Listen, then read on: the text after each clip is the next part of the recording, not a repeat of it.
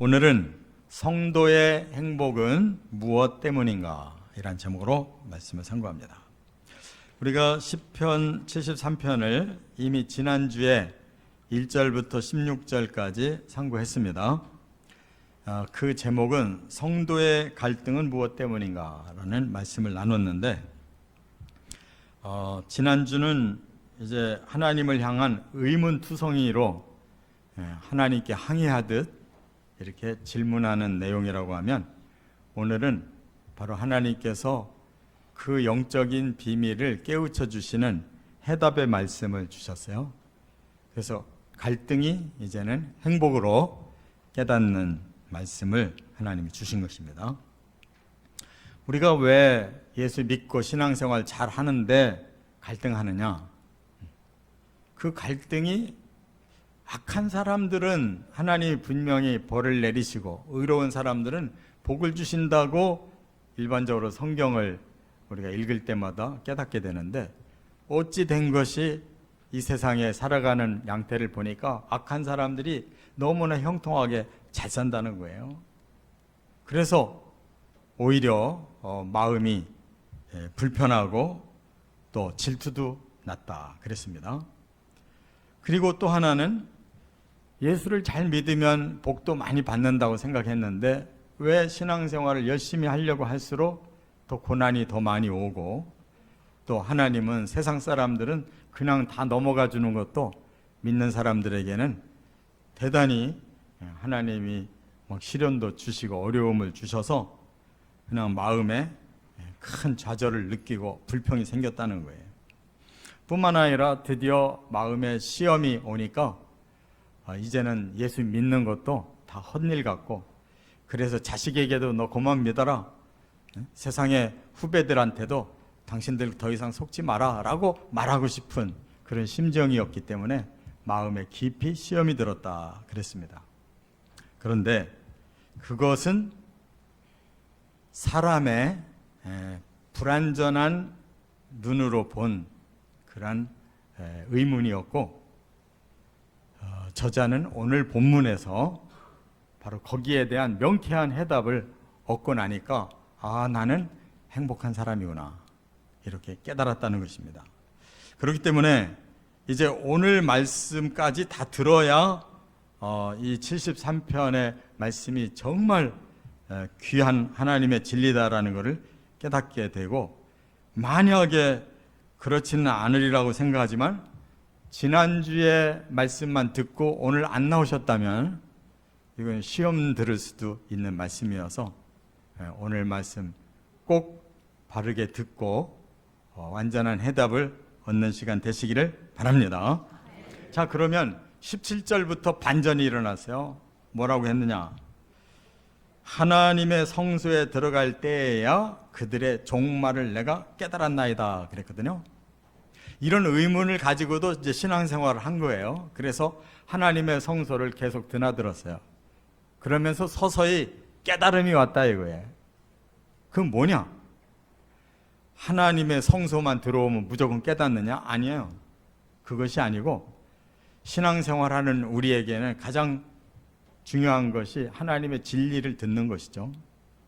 하나님의 진리를 계속 듣는 가운데, 또 하나님 앞에 의문을 가지고 계속 기도하는 가운데, 그리고 하나님의 성령이 임재하실 때 드디어 그의 마음에 해답이 왔다는 거예요. 그걸 깨달음이라고 그랬는데, 이 깨달음이라고 하는 이 원어는 비인이라는 단어를 써요. 이게 비인이라는 단어는 내 마음이 이제 지혜를 터득했다, 하나님의 깊은 진리를 깨달았다, 그런 뜻이에요. 그러고 나니까 지금까지의 모든 그 불평, 불만, 시험이 싹 사라지더라는 거예요. 그러면 과연 뭐 때문이냐? 이제 그 세 가지의 그 하나님이 주시는 깊은 뜻을 우리가 깨닫기만 하면 오늘 이 저자처럼 모든 문제 해결될 줄 믿습니다. 자, 첫 번째 17절부터 20절까지 보면 진리를 깨달았기 때문에 행복하게 됐다라고 말씀하고 있는 거예요. 자, 아까 제가 17절이 반전이라고 그랬는데 다시 한번 읽어보겠습니다. 하나님의 성소에 들어갈 때에야 그들의 종말을 내가 깨달았나이다. 자, 그럼 뭘 깨달았느냐? 그들의 종말을 깨달았다 그랬어요. 그럼 그들이 누구냐? 우리 눈으로 볼 때 아니 악하기 그지없는데 어떻게 저 사람들 하나님 벌 안 내리시고 저렇게 형통하게 살까? 그래서 마음이 아주 불쾌하고 질투가 나고 시험이 생겼다고 그랬는데, 그들이 그 이후에 일어날 일을 자기는 생각하지 못했기 때문에 그래요. 평생 잘 살다가 그냥 잘 죽더라는 거예요. 그런데 성소에서 하나님 앞에 매달려 기도하고 하나님 말씀이 들어오고 성령이 임하니까 뭘 깨닫게 되느냐? 종말이 또 다른 세계가 있더라는 거예요. 그러면 그 악한 자들이 그렇게 잘 살다가 죽으면 끝이라고 하면 뭐가 더 이상 따질 것이 없는데 아니라는 거예요. 하나님은 죽음 이후의 세계, 종말을 남겨두셨다 하는 그런 말씀이에요. 제가 지난주에 바로 예수님의 설교 중에 부자와 거짓 나사로 얘기를 드렸잖아요. 그들도 이 땅의 생애는 부자는 그냥 끝까지 부자로 살았어요. 가난한 믿음을 가진 가난한 나사로는 죽을 때까지 배고프고 고생하고 짐승들이 그냥 상처를 핥는 그런 비참한 삶을 죽었어요. 여기까지는 완전히 부자는 승리한 거예요. 가난한 나사로는 잘못 살은 거예요. 그런데 죽고 나니까 새로운 세계가 펼쳐졌다는 거예요. 바로 여기서 종말이라는 말씀이 다음 세계를 말씀하는 것인 줄로 깨달으시 바랍니다. 그래서 그 다음 세계가 열리고 보니까 바로 그들에게는 무서운 하나님의 심판이 따라왔다라고 말씀하는 거예요. 그거를 깨닫고 나니까 짧은 100년의 세월을 이렇게 산들 저렇게 산들 그것이 대단한 게 아니었구나.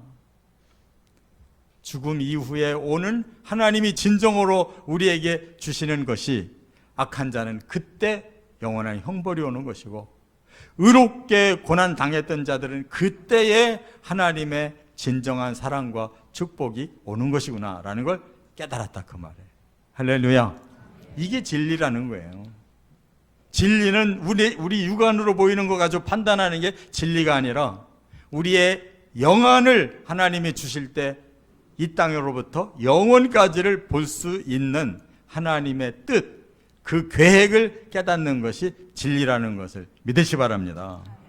그래서 평생 형통하게 살았고 장수했고 고난도 없고 재난도 없고 소득은 넘치고 평안을 누리다가 죽고 뿐만 아니라 그의 생애가 전부 악행을 마음껏 저지르고 오만하고 교만하고 강포하고 능욕하고 악담하고 거만하고 경거망동하고 하나님 모독하는 자였는데, 그대로 끝난다면 이건 정말 잘못된 거 아니겠느냐 했는데, 진정으로 하나님은 종말을 두셔서 모든 악한 인류를 다 합하여 심판하는 디데이가 있더라는 거예요. 바로 예수님이 흰 보좌 위에 앉으셔서 죽었던 사람들 다 살려내가지고 그들을 일일이 다 심판하시는데, 그들에게 그 악에 대한 대가가 바로 영원한 불못으로 던져넣어서 영원한 형벌을 받게 하시더라. 그것이 하나님의 진리라는 사실을 깨닫고 나니까 그렇다면 이 땅에서 예수 믿고 신실하게 사느라고 고생한 100년, 그게 너무나 불평스러웠었는데 영원한 세계의 심판을 통과해서 천국의 영원한 생명을 산다면 그것은 불평할 일이 아니구나, 질투할 일이 아니구나, 시험받을 일이 아니구나라고 깨달았다는 말씀인 줄 믿으시 바랍니다. 그렇기 때문에 우리는 반드시 선과 악, 의와 불의, 거룩과 부정함에 대한 판단하는 공의의 날이 온다는 거 믿고 불평 이겨내시고, 또한 좌절한 것도 이겨내시고, 다 이 문제를 크게 보고 해결을 해주시는 하나님께 맡기시기를 바랍니다. 그래서 여기 18절에 보니까 그 악인들의 그 종말이 어떻게 끝나는지를 이렇게 표현했어요. 미끄러운 곳으로 들어가고. 여러분, 한번 미끄러졌는데 끝없이 미끄러지면 어떻게 되겠어요? 기가 막힐 거예요. 미끄러지는 동안에. 미리 그냥 온 두려움, 모든 고통을 미리 다 느낄 거예요. 또 파멸에 던져지며 갑자기 황폐하고 놀랄 정도로 전멸하고, 20절에는 하나님이 깨어나셔서 그들의 형상을 멸시하신다 그랬어요. 그 말은 뭐예요? 그들이 이 땅에서 아주 배부르고 등 따숩고 사람들을 막 마구 진 눌러도 꼼짝도 못하고 자기들이 신나게 살았는데 그 형상이 거기에 들어가니까 완전히 멸시를 당하리라. 하나님 앞에 형벌 받는 자들의 모습이 어떨 것인가, 우리는 다 상상할 수가 없을 거예요. 여러분, 그날이 반드시 있다면 적어도 실망할 필요 없을 줄 믿습니다. 하나님의 공의로운 심판에 맡기시기를 바랍니다. 두 번째, 21절부터 23절에 보면 양심이 회복되었기 때문에 나는 행복하다라고 말씀하고 있어요. 자, 21절 함께 읽겠습니다. 내 마음이 산란하며 내 양심이 찔렸나이다. 그렇죠? 이게 바로 믿는 자의 마음이 돼야 돼요. 그렇게 악한 자들 잘 되고 의로운 자들에게 왜 계속 고난을 주시고, 결국은 마음에 시험이 생기니까 예수 믿기도 싫고, 이렇게까지 사탄에게 눌려서 살다가 이렇게 영안이 열려서 깨닫고 보니까 그동안 하나님 앞에서 내가 가졌던 마음이 부끄럽다는 거예요. 내 마음이 산란하며, 산란이라는 말은 흩어지고 어지러워졌다 그 말이에요. 그러니까 우리 예수 믿는 사람들이 겉으로는 신앙인이라고 열심히 사는 것 같은데 마음은 계속 시험 들고 살았다는 거예요. 그게 풀리지를 않아가지고 이렇게 좌절하며 살다가 그냥 하나님의 뜻을 깨닫고 나니까 하나님 앞에 너무 부끄러워서 도대체 어떻게 해야 되는지 모르겠더라 그 말에. 그리고 내 양심에 찔림이 왔다 그랬어요. 여러분, 이 양심이라고 하는 것은 히브리 원어가 킬야예요. 킬야. 이거는 하나님이 준 본연의 마음이란 뜻이에요. 그럼 하나님이 언제 마음을 주셨느냐? 우리를 창조하실 때 마음을 창조하셨어요. 그 처음 마음이 양심이라 그 말이에요. 깨닫기 바랍니다. 그런데 우리가 죄를 짓기 시작하고 불완전한 자아를 가지고 많은 악한 일들을 저지르고 사탄이 완전히 사로잡아 버리면 죄악이 가득하고 타락해 버리는 거예요. 그때 없어지는 게 뭐냐? 양심이 없어지는 거란 말이에요. 세상을 잘 살기 위해서는 양심을 가지고는 그렇게 살 수가 없어요. 양심을 내려놓고 되는 대로 자기가 원하는 거를 마구 그냥 수단 방법 가리지 않고 해야 그게 얻어지니까 세상에서 그들은 잘 될 수밖에 없는 거예요. 양심을 가지고 양심대로 정도를 가려고 하면 그러한 트릭을 쓰지 않고 잘못된 길을 가지 않아야 되기 때문에 스스로 고통을 받게 된다 그 말이에요. 그런데 이제 하나님의 진리를 깨닫고 나니까 양심이 더 살아난 거예요. 그동안 부끄러웠어요. 왜? 갈등하며 살았고 겉으로만 잘 믿는 체하고 아무 문제 없는 것이 살았지 맨날 갈등했다는 거예요. 교회 오면 양심을 찾고 밖에 나가면 양심을 내려놔야지 살았으니까. 그것이 바로 외식의 신앙이라는 거예요. 그런데 이렇게 가책이 느껴진 양심이 회복되니까 이제는 부자가 그렇게 악한데도 불구하고 잘 사는 거 하나도 고생 안 하고 끝까지 건강하게 잘 살다가 가는 거 하나도 내게 문제가 안 되더라 그 말이에요. 왜? 양심 버린 자들의 그 이후의 모습을 보지 않아도 알기 때문에, 아, 내가 거기에 속아서 그렇게 살았더라면 큰일 날 뻔했구나. 오히려 내가 고통스러워도 양심을 가지고 끝까지 살아갈 때 하나님께서 내 영혼 몸을 구원시켜서 영원한 생명을 주신다면 내가 양심을 가지고 사는 것이 얼마나 다행이고 보람 있는 것인가라고 깨닫게 됐다는 뜻인 줄 믿습니다. 그렇습니다. 성경은 우리들에게 뭘 가르쳐 주려고 하느냐? 양심을 회복하라고 가르쳐 주는 거예요. 디모데 전서 1장 5절에 그랬어요. 이 교훈의 목적은, 이게 성경의 목적이에요. 성경이 주는 교훈의 목적은 청결한 마음, 선한 양심, 거짓이 없는 믿음에서 나오는 사랑이다 그랬어요. 우리 그리스도인들이 하나님의 말씀을 통해서 마음이 청결해져야 되고 양심이 선하게 바뀌어야 되고 그리고 믿음을 갖되 거기에 사탄적인 거짓은 없어야 되고 그리고 마지막 열매는 사랑을 맺는 것이다. 할렐루야. 이렇게 살으려면 바로 양심에 거리끼는 삶을 살 수가 없기 때문에 우리는 고통스러워도 그것을 분명하게 붙잡고 나갈 때 그리스도인으로서 승리할 수 있다, 그 말이에요. 그렇기 때문에 디모데전서 3장 9절에는 한 걸음 더 나가요. 뭐라고? 깨끗한 양심에 믿음의 비밀을 가진 자가 성도다. 이 땅에서 깨끗한 양심을 가질 뿐만 아니라 뭐까지 가지고 가야 된다? 하나님의 말씀의 비밀까지 가지고 가야 된다 이거예요. 그래서 마지막 종말에 우리가 심판을 이기고 하나님이 영원한 나라에서 주실 그 보상까지를 알아야 우리는 승리한다는 거 믿으시 바랍니다. 뜻없이 양심만 있는 거는 그건 별 문제가 없는 거예요. 그 비밀이 뭔가를 알고 거기까지 향해서 양심을 지키고 가는 것이 성도의 목표인 줄 믿습니다. 그렇기 때문에 22절에 그는 엎드려 회개합니다. 뭐라고?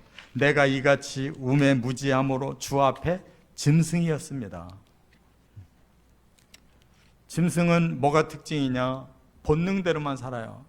그 본능의 제일 우선순위가 뭐냐? 자기만 먹는 거예요.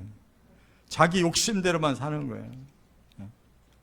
제가 집에 강아지를 키우는데 들어올 때 막 꼬리를 싹 쳐요. 그러고 그 나머지 시간은 다 지 혼자 원하는 대로 다 해요. 밥 먹을 때 반드시 와요. 잘못 버릇을 들였더니 얘가 얼마나 인내심이 심한지 밥 먹는 내내 달라는 거예요. 아니 어떻게 그렇게 땡깡을 부리는지 모르겠어요. 이게 완전히 훈련 잘못 시켰어요. 그러니까 짐승이라는 것은 꼬리 치는 것도 자기를 위해서 꼬리 쳤지 정말로 저를 위해 꼬리 친 게 아니에요. 나머지 시간 뭐 잘 거 다 자고 돌아다닐 거 다 돌아다녀요. 먹을 거 다 찾아서 먹어요. 그 정도면 괜찮은데 저 밖에 사는 무서운 짐승들 어때요? 그냥 지가 원하면 뭐든지 다른 사람 다른 생명 다 죽이잖아요. 악한 사람들이 그렇게 살잖아요. 자기 욕심을 위해서 그냥 남을 그냥 사정없이 죽이잖아요. 죄가 없으면 막 죄를 만들어서 죽이잖아요. 그래 놓고 자기는 이 세상에서 모든 부귀영화를 다 누리고 장수하다가 죽으면 끝이라면은 이게 세상이 완전히 엉망이지. 하나님이 결코 그렇게 하지 않으신다는 걸 알기 때문에 하나님, 제가 짐승같이 잘못 살았습니다. 우리가 하나님 앞에 불평불만했던 거 무지몽매한 자들이기 때문에 그래요. 그래서 우리는 회개가 필요한 줄 믿습니다. 이렇게 제대로 회개하고 보니까 지금 현실이 그렇게 불평하고 그렇게 시험당했던 현실이 얼마나 잘못됐다는 걸 알았어요. 그래서 23절에 내가 항상 주와 함께하니 주께서 내 오른손을 붙드셨나이다. 이제 싹 태도가 달라졌어요. 주님이 저와 함께 하십니다. 주님이 저의 오른손을 붙잡아 주십니다. 이렇게 변화됐다는 거. 이것이 우리의 신앙 양심까지 변화되면 더 성숙해질 줄 믿습니다. 세 번째, 24절부터 28절에 보면 마지막 세 번째가 가장 중요해요. 천국을 소망하기 때문에 행복하다라고 말씀하고 있어요. 한번 24절 같이 읽어보겠습니다. 주의 교훈으로 나를 인도하시고 후에는 영광으로 나를 영접하시리니. 이 땅에 믿음 생활을 하는 동안에는 주님께서 우리에게 교훈을 주시고 우리를 주님의 뜻대로 인도해 가신대요. 그게 신앙생활인 줄 믿습니다. 주의 교훈을 잘 깨달아야 되고 주님이 인도하시는 방향으로 잘 따라가는 게 신앙생활이에요. 그 다음에는 후에는 이 뭐예요? 이 땅의 삶이 끝나면 그 다음 세계가 펼쳐지는데 어떻게? 영광으로 나를 영접하실 것이다. 누가? 하나님이 천국에서 그 영광스러움으로 우리를 영접해서 받아들이신다는 거예요. 우리는 그렇게 악한 자들이 이 땅을 끝나고 나면 누가 영접해 줄 것 같아요? 사탄이 영접할 거예요 아마. 너 잘됐다. 우리만 지금 형벌받고 있는데 너도 같이 형벌받아라. 우리가 그렇게 거짓말해서 너희들을 다 이렇게 끌고 온 거다. 통쾌할 거예요. 그러나 우리 믿는 자들은 하나님께서 이 땅에서 좀 고통스럽게 살지라도 하나님의 진리대로 살으라고, 하나님의 뜻대로 살으라고 인도하시고 그 나라에서는 반드시 영광의 하나님의 영접이 있다는 거 확신하시기 바랍니다. 그렇게 되니까 25절에는 또 하나 깨달은 게 뭐냐? 땅에서도 하늘에서도 오직 하나님뿐입니다라는 고백을 하게 된 거예요. 우리는 이렇게 살고 싶어요. 이 땅에서는 좀 하나님 적당히 거리를 두고 내가 원하는 거 다 좀 누리고 그 다음에 이제 천국을 갈 때는 하나님밖에 없습니다라고 하고 싶거든요. 근데 지금 이 땅에서도 하나님뿐입니다 하기에는 우리가 굉장히 걸림이 있다 이 말이에요. 왜? 사람은 욕망이 있고 죄성이 있고 이 세상의 것을 더 얻고 싶은데 그것을 하나님 앞에서 아무 문제 없는 것처럼 행하는 것들이 바로 바리새인과 같은 위선하는 자들이에요. 외식하는 자들. 그렇게 이중으로 살고 싶어 한다면 이 땅에서는 하나님을 적당하게 믿고 천국 가기 위해서 그때 가서 하나님 열심히 붙잡아야지. 그런 사람들은 포기해야 되는 거예요. 그래서 그렇게 이 땅에서도 그 나라에서도 오직 하나님뿐입니다라는 믿음이 회복됐다고 하는 거 깨달으시기 바랍니다. 그 다음에 26절에는 뭐라고 그랬느냐? 이 땅에서는 반석이 되어주시고 하늘에서는 영원한 분깃을 주십니다. 이렇게 고백해요. 여러분, 우리가 살면서 아무리 고생하고 뭐 어쩌고 저쩌고 불평을 해도 하나님이 우리를 반석에 올려놓고 사는 거지, 그렇지 않으면 우리는 더 형편없어요. 하나님이 영적인 반석 위에 우리를 살게 해주셔서 그래도 기도하면 응답받았고 어려웠다가도 다시 또 회복되고 하나님께서 이 모양 저 모양 살펴서 합력하여 선을 이루어 주셨기 때문에 우리가 살았지, 뭐 정말로 그렇게 불평불만하듯이 계속 그렇게만 살은 적이 어디 있어요. 한눈이 삐뚤어져서 시험이 들으니까 모두가 다 고난만 받은 것처럼 얘기하는 거라고요. 사실은 주의 반석 위에 살았다는 거 고백하시기 바랍니다. 그렇기 때문에 이제 하늘에서는 영원한 분깃이 기다리고 있다는 거예요. 분깃이 뭐냐? 재산을 말하는 거예요. 내 몫을 말하는 거라고. 그런데 그 몫은 영원하다는 거예요. 부자는 이 땅에서 대단한 부를 누렸는데 영원하게 누렸습니까? 길어봐야 100년이에요. 근데 우리는 이 땅에서 고생 많이 했습니까? 길어봐야 100년 고생했어요. 그런데 그 나라 분깃은 얼마 동안? 영원히. 제가 요 얼마 전에도 성경에는 영원이라는 단어가 얼마나 나오냐라고 제가 여쭤봤었어요. 사람들의 마음에 그렇게 많이 기대를 못했을 거예요. 근데 성경에는 472회나 영원이라는 단어가 나온다고. 만약에 하나님이 이렇게 많은 영원이라는 단어를 쓰셨는데 진짜로 천국에 영원함이 없다면 하나님 진짜 거짓말쟁이에요. 정말로 하나님이 영원한 세계가 없는데 영원이라는 단어를 성경에서 476회나 썼다면 진짜 거짓말쟁이잖아요. 오늘 당장 그만둬야 돼요. 근데 거짓말쟁이라고 믿어지십니까? 왜 대답을 못해요? 하나님은 신실하신 하나님이십니다. 우리의 죄까지도 대신 다 짊어져 주셔서 우리를 그냥 생으로 다 빼내서 구원해 주신 분입니다. 우리가 뭘 했다고 천국의 그 영광과 영원의 세계를 준비하고 기다리시겠습니까? 하나님 뭐가 쉬워서? 우리가 너무 거짓말을 많이 해가지고 하나님을 못 믿는 거지, 하나님은 절대로 거짓말하시는 하나님이 아닙니다. 천국의 영혼을 476번이나 말씀하셨다면 우리가 빨리 불신을 벗어버리고 믿어야 되는 거예요. 자, 마지막 고백은 28절에 하나님께 가까이 함이 내게 복이라 그랬어요. 앞에서 실컷 불평해 놓고 마지막 절에는 이렇게 결론이 내렸어요. 하나님께 가까이 함이 내게 복이라. 그러면 이 복이 뭘까? 이건 천국에서 누리는 복인데 이게 토부 또는 투부라고 그래요. 이 원어가. 여기에는 완전히 종합적인 복을 말하는데, 먼저 영은 은혜와 은총을, 또 혼은 기쁨과 유익과 선함을, 또 몸은 번영과 복지와 이익과 아름다움을 주는 것을 여기서 복이라고 말하는 거예요. 그러니까 천국의 복은 영, 혼, 몸이 완전한 하나님의 선물로 우리들에게 주어진다는 거 믿으시 바랍니다. 그러면 됐지. 그 이상 뭐가 필요해?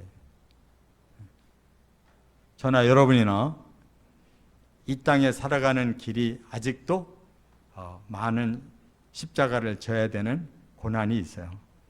그러나 길어야 100년이에요. 제가 올해 71세니까 길어봐야 29년이야. 이 땅의 고난이 길어봐야 얼마 안 돼. 그것만 잘 통과하면 영원이야. 할렐루야. 이 믿음으로 승리하시기를 주의 이름으로 축원합니다.